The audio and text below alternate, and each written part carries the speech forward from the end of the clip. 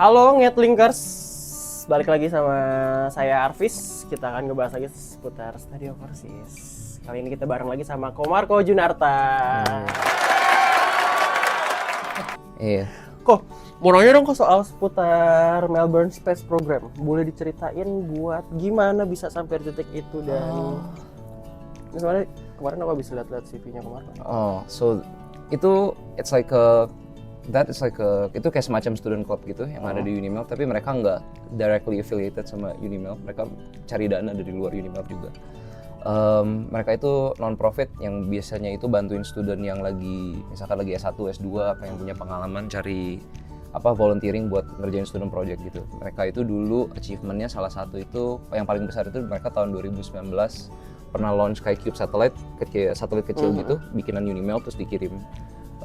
Udah jatuh sih, tadi sempat di orbit dulu berapa lama, tapi sejak itu mereka mulai ada project robotics banyak dan itu baru aku mulai tertarik itu dari situ. Dulu temanku like one of my classmates, like dia itu salah satu dia kayak project lead gitu, dia pengen bikin kayak robot humanoid gitu, jadi kayak semacam ya bentuknya orang, ada tangannya, ada kepalanya gimana. Dan menurut aku itu lumayan exciting kan, jadi dulu sempat penasaran, tanya-tanya, terus akhirnya coba gitu. Tapi ya itu sih, mereka itu mostly volunteering, so it's like kayak student club but not really, I guess.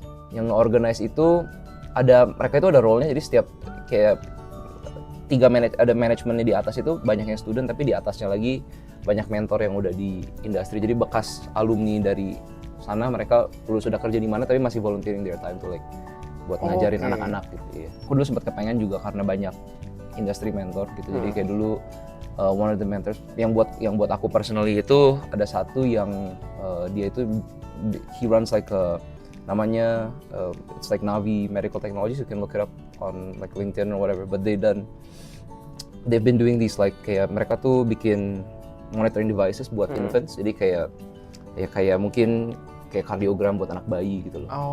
Tapi buat dari sana dia dulu juga sempat ada pengalaman di mana, jadi kalau aku punya tanya-tanya tuh ya ada mentornya lah, which is really nice. Jadi project yang aku kerjain dulu itu sempat di spin out jadi startup. Jadi mereka tuh kayak pecah gitu, keluar ini yang buatnya itu pengen ini saya mau jadiin startup.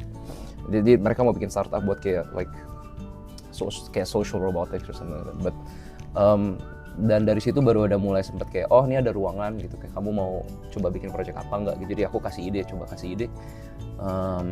Dulu sempet aku pengen banget bisa kayak, kan itu kayak volunteering ya, kayak kita murid-murid kan it's like you're doing it out of I guess like the kindness of your own heart, like you're doing it because you like it.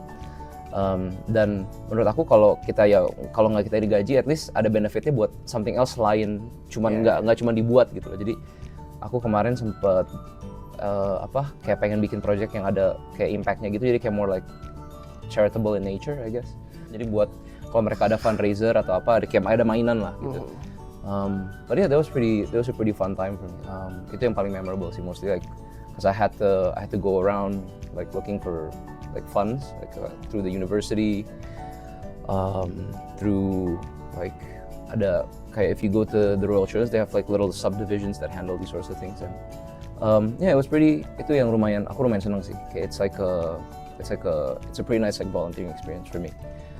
Tapi eventually that project before I left, it became like kita sempat bikin robot kecil segini, bentuknya ya kayak dinosaurus bayi gitu, terus dibawain namanya ada satu the Teddy Bear Hospital, so they do like fundraising events buat the Royal Children's Hospital in Melbourne. So mereka tuh setiap berapa bulan itu ada event, jadi kayak mereka kita bisa beli tiket, datang lihat tuh kayak banyak wacana gitu. Terus dan uangnya itu digunakan buat rumah sakitnya gitu. Jadi kita baru di sana. Soalnya like getting something that student made into a hospital tuh banyak clearance. That's really hard to get by. That's really hard to get past. So that's where it is at the moment. But like after I left, I think they're starting to open up a bit more. So we'll see how that goes. But I'm no longer like affiliated with them anymore. Tapi I was also really fortunate, like the belakangan pas when I started rolling, like we had backing from pas aku mulai ngobrol sama Royal Children's Hospital tuh ada the head of pediatrics, like he was very nice to us, so like he kind of just kayak banyak dikenalin, nih coba ngomong sama dia gitu. Jadi ya itu lumayan interesting sih, because it's something that I did like from scratch, like which I'm really proud of. That's something when I did. It's more of a hobby, like it's not very kayak bukan nggak terlalu, maybe it's not directly transferable to the things that I want to do today, but like I think how you carry yourself professionally, I think itu kayak aku banyak development di bagian sana lah gitu. Ini berarti termasuk jadi salah satu pengalaman berharganya Ko Marco di Bachelor. Pastilah. Yeah, it is quite apa? Soalnya kan kayak itu mulai berasa lah kayak keresahannya orang kerja juga itu kayak apa gitu. Kayak friction sama mungkin kalau ada nggak setuju sama gimana itu ya mungkin udah mulai berasa kayak orang kerja gitu kan. Kalau like it's stuff that you wouldn't get if you work if you just strictly studied at the university, right? So so I think it is quite valuable in that sense, like professionally, like my professional development, but not like it's not like one-to-one transferable skills to like everything you want to do as an engineer, I guess. My master's thesis, the project was quite interesting. So we did, my supervisor at the time, he had like, he knows some people in this like Formula 1 team, like Alpine. So like aku punya industry partner buat my master's thesis was this Formula 1 team. We did simulations for like the airflow inside kayak di dalam ban mobil gitu. Which is like quite niche, I guess, which is quite interesting. Sorry, industry partner ini Ko Marco cari sendiri atau dari Unimap? So buat typically kalau di Unimap itu when you do your master's thesis, they typically ada advertisement, ada listingnya, and then biasa kita kontak supervisor, saya mau coba, saya penasaran nih, pengen dong kerjain gitu, ngajuin lah. Ya, and then mereka consider gitu, kalau oke, ya boleh kamu kerjain. Proses Ko Marco propose ke si industry partner ini tuh berapa lama dan apakah sulit tuh? Projectnya sendiri itu di list, jadi kayak supervisornya udah agree, mereka kayak udah, jadi di advertise itu kita nyari murid buat ngerjain ini gitu. Tapi enggak, kita like you can go out to look for industry partners, but that's typically not recommended. Kalau yang udah di list itu kan yang kayak biasa the professors are typically friends with, or like they know who they're working with. Kalau yang banyak ada beberapa murid yang nyari sendiri, tapi typically itu quite niche. Biasanya mereka udah kerja dulu di sana, terus mereka mau ngerjain project buat saya lagi sambil kuliah gitu mau ngerjain project buat mereka.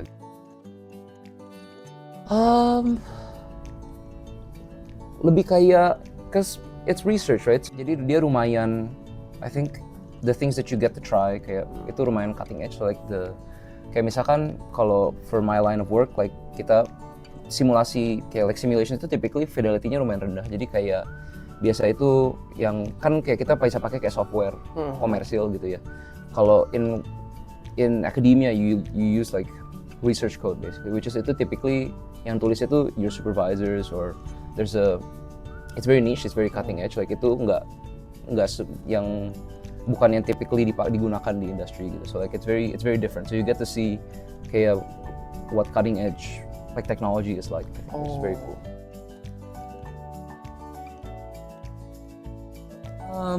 For like each of them? Yeah. Okay, so yeah, I think yang student project itu mostly I think kayak like how to like communicate and whatever, more it's strictly more the social aspect of what in your professional life. I think for yang pas my masters terus like what I'm doing now, I guess itu lebih kayak what's really difficult is I think you have to be really like pedantic, because kan itu research ya, itu bakal dipublish gitu di peer review, so you have to like quadruple check that everything is correct gitu. Kayak beda lah ya, kalau kita student project kan aku nggak nulis laporan nggak gimana gitu. Kalau yang sekarang like I have to write something that someone else is going to read. Kita mau ngomong apa itu it has to be communicated across quite. Kayak satu, kita tulis panjang-panjang, siapa yang mau baca gitu kan. Jadi ya kita mau nyampain apa itu orang harus ngerti gitu. Prosesnya berapa lama kok? Report writing maybe like kayak I'll write like if I have a draft, aku kirim ke like I'll send it to my supervisors and they'll come back maybe like 2 weeks. But yang susah itu yang I think once you start like writing papers, I think.